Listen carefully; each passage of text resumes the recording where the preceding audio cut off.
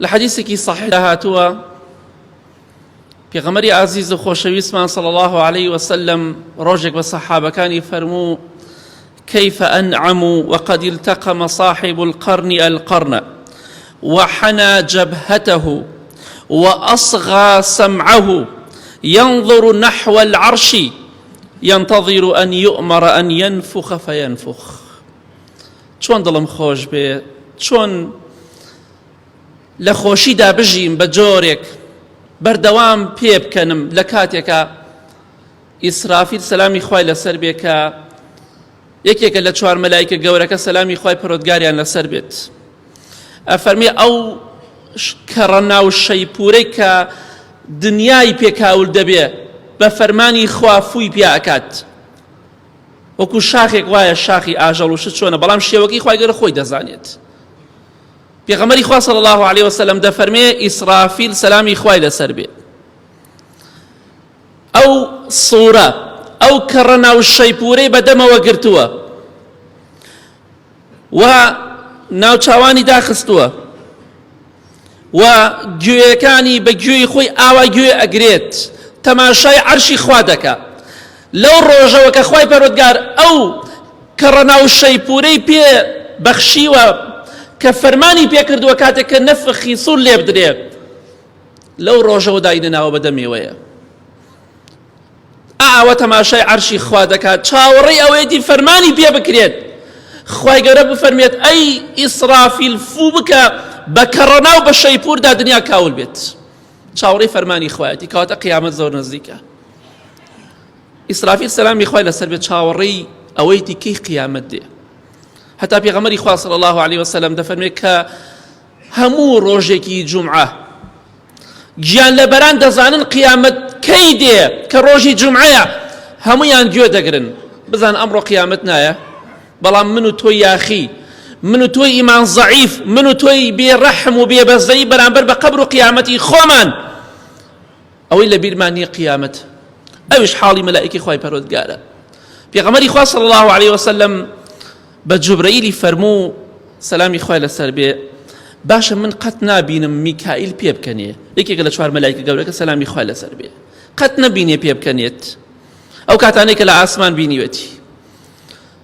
جوبرەئیل سەلامی خوای لەسەر بێ فەرمووی لەو ڕۆژەوەی خوای گەورە جەهەنەمی دروست کردو میکائیل پێ نەکەنیوە، میکائیل پێ نەکەنیوە سەلامی خوای لەسەر بێ، یەکێکە لە چوار مەلایکە گەورەکە سەلامی خوای لەسەر بێ. ئێستش زۆربەی ئێوە پرسیاتانێکە مەڵێن ئێوە بەهەشتین تەواو، ئەوە بغراییە، ئەوە سەرگەردانی، ئەوە گومڕایی و نەکبەتی و نەهامەتی ئێوە دەسەلمێنێت.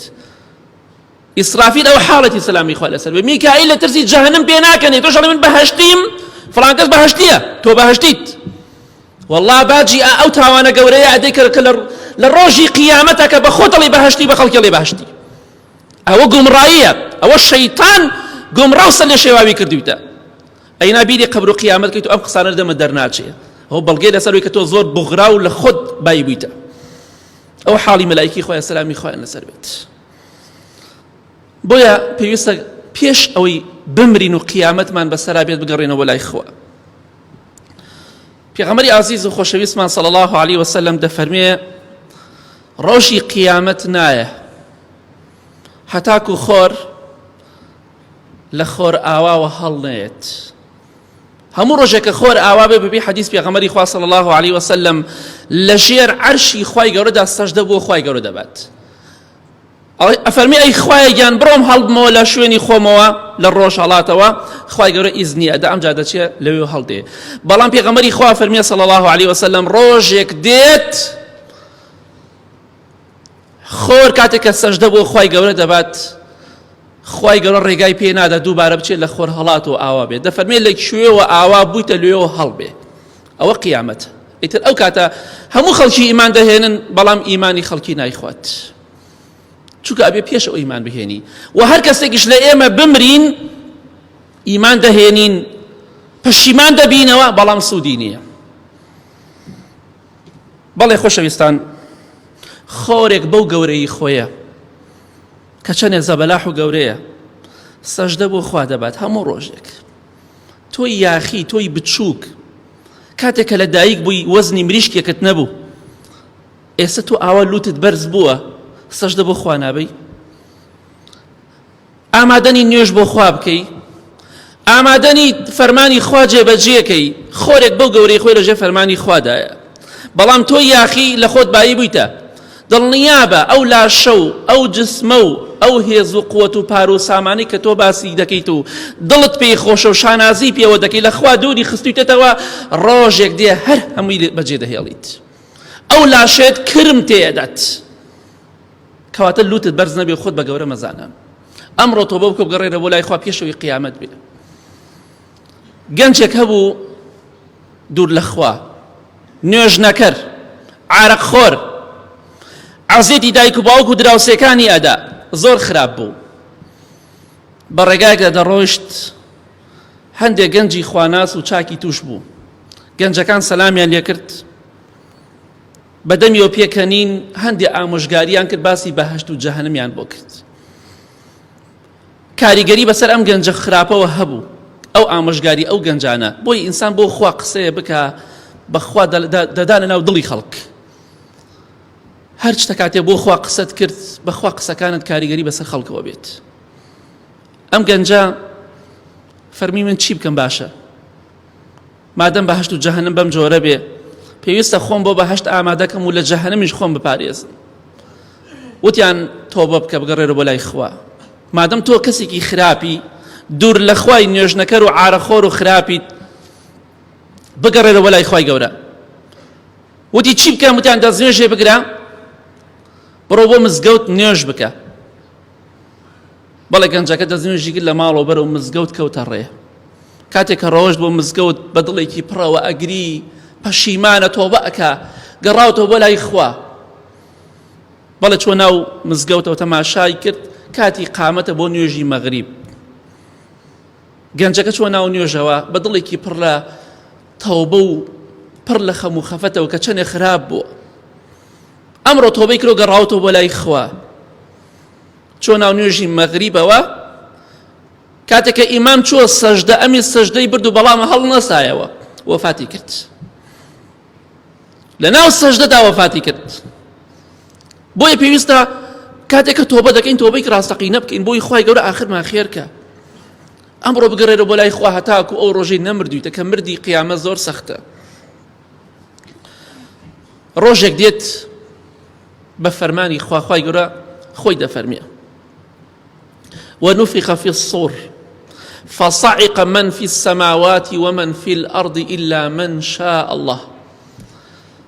بفرماني خوا إسرافيل سلامي خواي لسر بيفو أكا بأو شاخة أو شاخة داك لسر شوي شاخة بلام خواي قورا خوي دزانة چنه قوري وچونا أو كرنا والشيبورا أو الصورة فوي بيا أكات بفرماني خواي قورا دفرمي هرچي لأرض آسمان آهية لمروفا كان لجنة كان خلافي لسر ملائكة سلامي خواي لسر بيت جان لبر حشرات باڵندا هیچ نامێنێت، هەر هەمووی دەمرێت. یەک ڕۆح لەبەر لەسەر زەویان نامێنێت، لە ئاسمانەکان نامێنێت ئیلا ئەوانە نەبێت کە خوای گەورە دەیەوێت نەمرن. بەڵام کێن نازانین. ڕۆژێک دێت، بەڵام ئەو ڕۆژە ئێمە ناو قەبرداین. بە فەرمانی خوا هەرچی لە ئەرز و ئاسمانە هەیە ئەوەی کە خوا دەیەوێت بژی ئەوانە ناغەیری ئەوانە هەمووی دەمرێت. بەس تەنها بەو سەوتە، بەس بەو فووە کە دەکرێت بە کەڕەنا و شەیپوردا هەموو خەڵکی دەمرێت، کەس نامێنێت. ئەوە فەرمانی خوایە. ڕۆژێک دێتە پێشەوە. بەڵام خوای گەورە لە قورئانی پیرۆزە ئامۆژگاری ئێمە دەکات. ئەفەرمێ: یا ئەیوها الناس اتقوا ربکم، ئەی خەڵکینە تەقوای خوا بکەن، خوا بترسن. إن زلزلة الساعة شيء عظيم. ئەم سەرزەوی کە تۆ دەیبینیت ڕۆژێک دێت بە فەرمانی خوا بوومەلەرزەیەکی بە قووەت لێ ئەدا، بە قووەتترین بوومەلەرزە، چونکە بوومەلەرزەی قیامەتە. خوای گەورە دەفەرمێ ئەو بوومەلەرزەی کە بوومەلەرزەی قیامەتە زۆر گەورەیە، زۆر گەورەیە. بە جۆرێک خەڵکی پێشەوەی بمرێ، خەڵکی چی بەسەرا دێ؟ حاڵی خەڵکی چۆنە کاتێک کە قیامەت دێ؟ یەومە تەڕەونەها تەذهەل كل مرضعة عما أرضعت. ئەو ئافرەتەی کە شیردەرە و مناڵەکەی بە باوەی شێوەیە مناڵەکەی لەبیر ئەچێ و فڕێدات. دایک جگەرگۆشەی مناڵی ساوا و کۆرپەی خۆی لەبیر ئەچێت. وتضع كل ذات حمل حملها، ئەو ئافرەتێکی حامیلە بێ حەملەکەی لە سکەکەی لەبار ئەچێ، لەباری ئەچێ. وترى الناس سكارى، هەموو خەڵکی دەبینی وەکو سەرخۆش و شێتی لێ هاتووە. وما هم بسكارى، بەڵام خەڵکی سەرخۆش نییە و عارەقی نەخواردووە، مادە هۆشبەرەکانی نەخواردووە. ولكن عذاب الله شديد، عذابی خوا زۆر گەورەیە، زۆر بەهێز و بەقووەتە. ئەوە قیامەتە. خوای گەورە دەفەرمێ فكيف تتقون إن كفرتم يوما يجعل الولدان شيبا، چۆن خۆتان دەپارێزن لە سزای خوا، لە سزای ڕۆژی قیامەت، لە کاتێکە ئێوە بێباوەڕ و کافر بن، دوور لە خوا بن. ڕۆژی قیامەت ئەو ڕۆژەیە مناڵ تێیدا سەری سپی ئەبێ، مناڵ سەری سپی ئەبێت، مناڵی بچووک کاتێکە قیامەت دێ سەری کامل سپی ئەبێ. ئەوە هاتنی قیامەتە. چیت بۆ قیامەت ئامادە کردووە؟ هەی بەدبەختی نەکبەت، بەس بڵێ بەهەشتیم، هەی گومڕاو سەر لێ شێواو. زۆر بێتاقەتە من کاتێککە پێغەمبەران ئەبینم سەلامی خوایان لەسەر بێ هەمویان لە جەهەنەم ترساون، ئەمیشەڵێ من بەهەشتیم. ئیبراهیم سەلامی خوای لەسەر بێ ئەفەرمێ خوای لە قیامەت سەر شۆڕم نەکەی، ئەمەڵێ من بەهەشتیم. ئەوە گومڕایی و سەر لێ شێواوی و بەدبەختی تۆگەینێ، لە خوا بترسە، بە خۆتا بچۆرەوە. بۆ قیامەت خۆت ئەوە ئامادە مەکە، ئەوە ئامادە بی دڵنیا بەخوا لوو تەشکێنێت. قیامەت ئەوەندە گەورە بێت، ئەوەندە سەخت بێ، بەس هاتنی قیامەت ئەوەندە سەخت بێ، ئەبێ قیامەت خۆی چەندێ ناخۆش و ناڕەحەت بێ ئەگەر خوا ڕەحمە لێ نەکات. یا ڕەبی خوا لە گوناهەکانمان خۆش بی، لە گوناهی دایک و باوک و مردوەکانمان خۆش بی.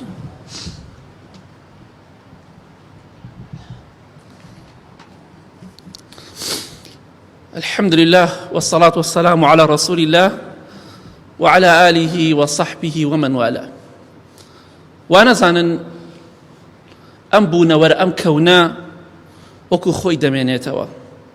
کاتێک ڕۆژی قیامەت هات، ئەو ڕۆژەی کە خوای گەورە دەفەرمێ ڕۆژێکی گەورەیە، لیەومین عەظیم، ڕۆژی قیامەت ڕۆژێکی زۆر گەورەیە. بە فەرمانی خوا ئەم شتانە ڕوودەدات کە هەندێکی باسەکەم. خوای گەورە دەفەرمێ ئیذا السەماء انشقت، ڕۆژێک دێت ئەم ئاسمانی کە ئێمە دەیبینین هەمووی شەق شەق دەبێت کە ڕۆژی قیامەت. ئاسمان لەت لەتە بێ، لەت. وفتحت السماء فكانت أبوابا، ئاسمان هەمووی کونکون دەبێت، دەبێتە دەرگا، هەمووی کونکون دەبێت. وإذا السماء كشطت، کاتێک ڕۆژێک دێت خوای گەورە دەفەرمێ ئاسمان دەپێچرێتەوە، هەر نامێنێت. ئەمە ئاسمانی دنیایە. ئەو کەسەی کە زینا دەکەی، ئەو کەسەی بەدڕەوشتی دەکەی، ئەبێ حاڵی تۆ لەو ڕۆژەدا چۆن بێ کە ئاسمان نامێنێت، ئاسمان شەق و لەت ئەبێت، پارچە پارچە دەبێت بە فەرمانی خوای گەورە. ئەوە قیامەتە. ئاسمانێک بەو گەورەی خۆیەک ئەو هەموو شتەی پێوەیە، خۆر و مانگ و ئەستێرە و هەسارەکان، ڕۆژێک دێت لەت لەت و پارچە پارچە دەبێت بە فەرمانی خوا. ئەبێ حاڵی زیناکەر و خراپەکارەکان لەو ڕۆژات چۆن بێ، بۆیە ئەمڕۆ بگەڕێرەوە بۆ لای خوا و پەشیمان بەرەو لە گوناح و لە تاوانەکانت. بەڵێ ڕۆژی قیامەت ئەوەندە سەختە. خوای گەورە دەفەرمێ ئیذا الشەمس کوویڕەت، ڕۆژێک دێتە پێشەوە کە ڕۆژی قیامەتە، خۆر ڕووناکی نامێنێت، لە کار دەکەوێت بە فەرمانی خوا. چیت ئامادە کردو بۆ ئەو ڕۆژێک کە خۆر نامێنێت؟ یعنی دنیا ئەوە کاول دەبێت، وێران دەبێت. بەڵام هێشتا ئێمە لەناو قەبر داین کاتێکە نەفخی سووری یەکەم لێ ئەدرێ. بۆیە خۆت ئامادە کە بۆ ڕۆژێک خوای گەورە ئەم دنیای وێران و کاول دەکات. ئاسمانەکان نامێنن، خۆر نامێنێت. بۆچی نامێنن؟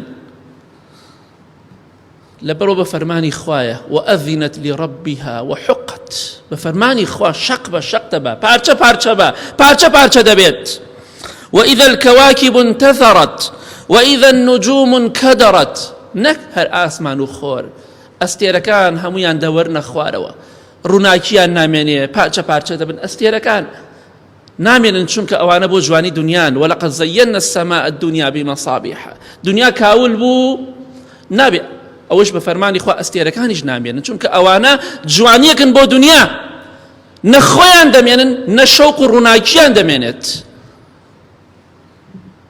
بەڵێ خۆشەویستان، کەواتە پێویستە بۆ ئەو ڕۆژە خۆت ئامادەکەی. خوای گەورە ئەوەندە تووڕەیە لە بوونەوەر لە مەخلوقات. پێغەمبەری خوا فەرمێ صلی الله علیه وسلم لە ڕۆژی قیامەتە خوای گەورە ئەوەندە تووڕەیە، هیچ کاتێک ئەوەندە تووڕە نەبووە، هیچ کاتێک ئەوەندە تووڕە نابێ. کەواتە خۆت ئامادەکە بۆ ئەو ڕۆژەی کە خوار تووڕەی لە مەخلوقات لە بوونەوەر لە دروستکراوەکانی خۆی تووڕەیە. ئەو ڕۆژەی کە ئەستێرەکان لە کار دەکەون و دەکەونە خوارەوە، چیت بۆ ڕۆژە ئامادە کردووە؟ خۆشەویستی خوا صلی الله علیه وسلم پیاوێک پێی فەرموو کەی قیامەت دێ، فەرمی چیت بۆ قیامەت ئامادە کردووە؟ گرنگ ئەو نییە کەی دێ، گرنگ ئەوەی تۆ چیت بۆ ئامادە کردووە. بەڵێ دوایەوەی کە ئاسمان شەقی برد و پارچە پارچە بوو، خۆر لە کار کەوت، ئەستێرەکان هەمووی لە کار کەوتن و وەرینە خوارەوە. ئەمجا خوای گەورە دەفەرمێ وئیذا الجیبال سویرت، نەک تەنها لە ئاسمان لە زەویشە کارەسات ڕۆدەت، هیچ کەس نەماوە، شاخەکان دەکەونە ڕێ. خوای گەورە دەفەرمێ وترى الجبال تحسبها جامدة وهي تمر مر السحاب، تۆ کاتێ و شاخانە دەبینی وا دەزانی وەستاون، بەڵام ڕۆژێک دێت دەکەونە ڕێ، هیچی لە جێگای خۆی نامێنێ، هەمووی هەڵەکەندرێ. ئەو شاخەزە بەلاحانە هەمووی هەڵەکەندرێ، دەکەونە ڕێ. بەڵێ ويسألونك عن الجبال فقل ينصفها ربي نسفا فيذرها قاعا صفصفا لا ترى فيها عوجا ولا أمتا. خوای گەورە دەفەرمێ ئەی پێغەمبەری خوا صلی الله علیه وسلم پرسیاری شاخەکانت لێ ئەکەن، خوای گەورە لە ناویان دەبات، ورد و خاشیان دەکات، ئاسەوار و شوێنەواریان ناهێڵێ، سەیری زەوی دەکەی، زەوی دەگۆڕێ بە جۆرێکی تر، ئاسمانیش بە هەمان شێوە، نە بەرزایەکی تایە نە نزماییەک، یەک پارچەی ڕێک و پێک. ئاسمان وێران دەبێت، زەویش دەگۆڕێ بە هەمان شێوە، چونکە خوای گەورە دەفەرمێ یومە تبدل الأرض غير الأرض والسماوات وبرزوا لله الواحد القهار. بەڵێ ئەرز و ئاسمان دەگۆڕێ، ئەم ئەرز و ئاسمانی ئێستا نامێنێ، خوای گەورە دەیگۆڕێ بە شێوەیەکی تر، بەڵام زەوی وەکو یەک پارچەی لێ دێ، نە بەرزیتیایە نە نزمیتیایە نە خانوویتیایە نە ئاویتیایە نە ڕووەک و داریتیایە، هیچ شتێک نامێنێ، هەمووی کۆتایی پێدێت. شاخەکانیش نامێنن، ئەرزیش نامێنێت، دەبێتە زەویەکی تر و شێوەیەکی تر، مەگەر خوای گەورە خۆی بزانێت چۆنە. جا چیت بۆ ئەو ڕۆژە ئامادە کردووە؟ ئەمڕۆ خۆتی بۆ ماندووکە، ئەمڕۆ خۆتی بۆ هیلاکە، کارەسات ئاوەیە، ئەو شاخانش نامێنن، زەویش نامێنێ، ئاسمانیش نامێنێ، من و تۆ چۆن دەمێنین؟ پێویستە ئەمڕۆ بۆ خۆمان دابچینەوە. خوای گەورە دەفەرمێ شاخەکان وەک چیانە؟ کەالعهن المەنفوش، وەکو خوری سوفێکی شیکراوە چی لێ دێ، ئاوا شی دەبێت و دواییش نامێنێت، دەچێت بە ئاسمان و کۆتایی پێدێت. شاخێک بۆ گەورەی خۆی نامێنێت، تۆ چیت؟ هەتا لە خۆت بایی بی، ژیان بۆ تۆش نامێنێ، کۆتایی پێدێ، کۆتایی بە ئەرز و ئاسمان دێ، ئەو ئەرز و ئاسمانە دەگۆڕێ بە شێوەیەکی تر، ئەستێرەکان کۆتاییان پێدێ، خۆرەکان خۆر و مان کۆتایی پێدێ، بەخوا تۆش کۆتاییت پێدێ ئەمڕۆ یا بەیانی، بۆیە خۆت ئامادەکە. ئەجا خوای گەورە دەفەرمێ ئەی باشە بەحرەکان چیان لێ دێ؟ وإذا البحار فجرت وإذا البحار سجرت، دەریاکان بەحرەکان، ئەو بەحرە گەورانە کە لەسەر زەویە هەن، هەر هەموویان دەتەقنەوە، هەمووی دەتەقێتەوە، هەمووی ئاگر دەگرێ وەکو بەنزین. سبحان الله چی کارەساتێکە، هەموو ئاوەکان دەبنە یەک پارچە زەویدا ئەپۆشن، ئەمجا هەر هەمووی دەتەقێتەوە، دەبێتە ئاگر یەک پارچە. سجرت، هەمووی دەسووتێ چۆن وەکو بەنزین. خوای گەورە لای خوای گەورە بەنزین و ئاو هیچ فەرقێکی نییە، بیەوێت دەیکاتە بەنزین، بیەوێت دەیکاتە ئاو. بۆی ڕۆژی قیامەتە و ڕۆژەیە بەحرەکان هەمووی ئاگر دەگرێت. وەرە بەحرێک بەو گەورەی خۆیە، ئەو محیطانە، ئەو محیط و ئەتڵەسانە کە دەبینین بینیمانە، خۆزە هەندێکیمان هەر لە ڕسمە بینیوە، هەمووی دەبێتە یەک پارچە ئاگر. لەولاو ئاسمان شەقی بردووە، خۆر نەماوە، ئەستێرە نەماوە، لەولاوە شاخەکان نەماوە، لەولاشەوە بەحرەکانیش بوون بە ئاگر یەک پارچە. دەی خۆت بۆ ئەمڕۆ ئامادە بکە کە ڕۆژی قیامەتە. خوای گەورە دەفەرمێ ئەفەلا یەتوبون إلى الله ويستغفرونه، باشە بۆ ناگەڕێنەوە بۆ لای خوا بۆ تۆ بە ناکەن کەواتە ڕۆژی قیامەت ڕۆژێکی سەختە بەڵام کاتێکش کە خوای گەورە ئەرز و ئاسمان وێران دەکات دەفەرمێ لیمەنی المولک اليوم بانگ دەکات خوای گەورە دەفەرمێ مولک و هەموو مولک و سەروەتی دنیا و قیامەت بۆ کێ مایەوە کوان پاشاکان کوان لوتبەرزەکان کوان زاڵم و مجریمەکان کەس وەڵام ناداتەوە هیچ کەسێک نییە وەڵام دات هەمووی مردووە هەمووی کۆتایی پیاتەوە خوای گەورە دەفەرمێ لله الواحد القهار هەمووی بۆ کێ مایەوە بۆ ئەو خوایە کە تاک و تەنهایە و شەریکی نییە ئەو خوایە کە دەسەڵات و توانای بەسەر هەموو شتێکا هەیە دەی ئەمڕۆ با بگەڕێنەوە بۆ قەبر و قیامەتی خۆمان و هەوڵێکی بۆ بدەین لەبیری نەکەین ئەمە کورتەیەک بوو لە باسکردنی ئەوەی کە ڕۆژی قیامەت چەندها کاراساتی تایە با بە خۆماندا بچینەوە ئەگەر خوای یارمەتیمامدا لە کاتێکا لە جومعەیەکی ترە هەر جومعەیە لە جومعەکان گونجا باسێکی زیندوو بوونەوە دەکەین بە ئیزنی خوا مرۆڤەکان دوای ئەوەی کە نەفخی سووری دووەم لێ ئەدرێ چۆن زیندوو ئەبنەوە حاڵی مسلمان چۆنە لە کاتی زیندوو بوونەوە حاڵی خوانەناس و کافرەکان و مجریمەکان چۆنە پشتیوان بخوا لە کاتێکی ترا گونجا باسی دەکەین ئەگەر خوای گەورە یارمەتی دەرمان بێ بۆیە ئینشاءڵڵا با بە خۆماندا بچینە و تۆبە بکەین و بگەڕێنە بۆ لای خوا ڕۆژی قیامەت ڕۆژێکی زۆر سەختە ئەوەی کە نمونەیەکی زۆر کەمە لە هاتنی ڕۆژی قیامەت بەخوا قیامەت زۆر سەختە پێویستە خۆتی بۆ ئامادەکەی پێویستە ئەو قسەی شەیتانی جواز لێ بێنی کە من بەهەشتیم ئەوە قسەی ئیبلیسی و شەیتانە قسەی خوا پێغەمبەری خوا نیە صلی الله علیه وسلم ئەگەر لەسەر قسەش بەردەوام بی دڵنیا بە خوای گەورە تۆڵەت لێ ئەکاتەوە چونکە هیچ پێغەمبەرێک لە پێغەمبەران سەلامی خوای لەسەر بێ ذاتی نەکردو قسەی بکە تۆ چۆن دەیکی